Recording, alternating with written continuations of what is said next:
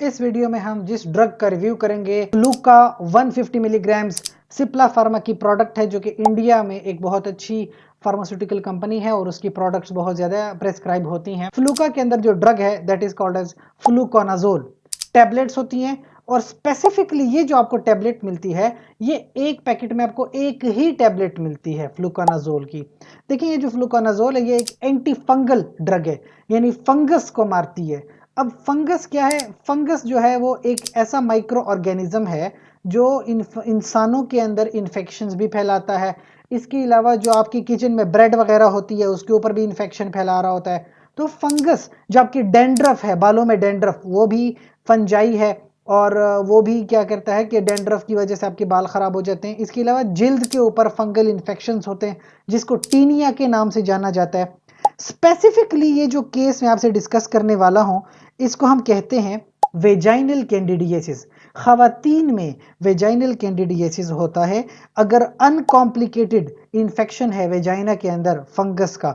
150 milligram की एक tablet है, एक ही डोज लेते हैं। लेकिन अगर कॉम्प्लिकेटेड है, ज़्यादा सीवियर कंडीशन बन गई है, तो फिर आप दिन में एक टैबलेट लें और तकरीबन 3 दिन तक टैबलेट्स लेते रहें, यानी 3 दिन तक आप ये लेते रहेंगे।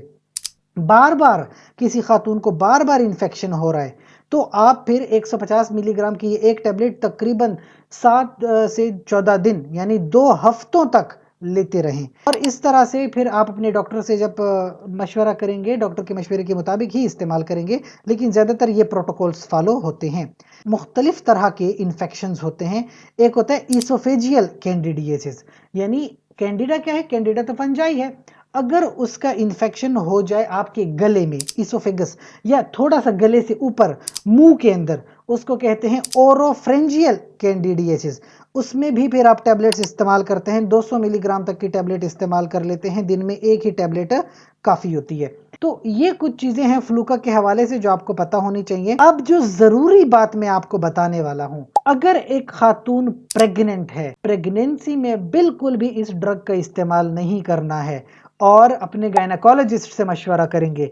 इसके अलावा भी अगर आपको मुख्तलिफ तरह की इन्फेक्शंस हैं, तो जैसे कि एरिथ्रोमाइसिन वगैरह इन बैक्टीरियल इन्फेक्शन में तो इस्तेमाल होती है, लेकिन फ्लूका के साथ एक साथ एरिथ्रोमाइसिन हो गई, पाइमोजाइड हो गई, क्विनिडीन हो गई, साइजाप्राइड, इस तरह की एंटीबायोटिक्स फ्लूका के साथ मिलाकर आपने नहीं लेनी। इसके अलावा लोगों की कुछ शिकायत हैं कि हेडेक होता है, सर में दर्द होता है, मतली होती है, पेट में दर्द हो रहा है, जिल्द के ऊपर एलर्जी सी आ गई है। तो अगर कोई एलर्जी वगैरह के सिम्टम है, फौरी तौर पर अपने डॉक्टर से मशवरा कीजिए और ड्रग को स्टॉप कर दीजिए। इसके अलावा कोई सवाल हो तो कमेंट सेक्शन में पूछिए। साथ ही चैनल को लाइक करें, कमेंट करें, शेयर करें, सब्सक्राइब कर लें। शुक्रिया।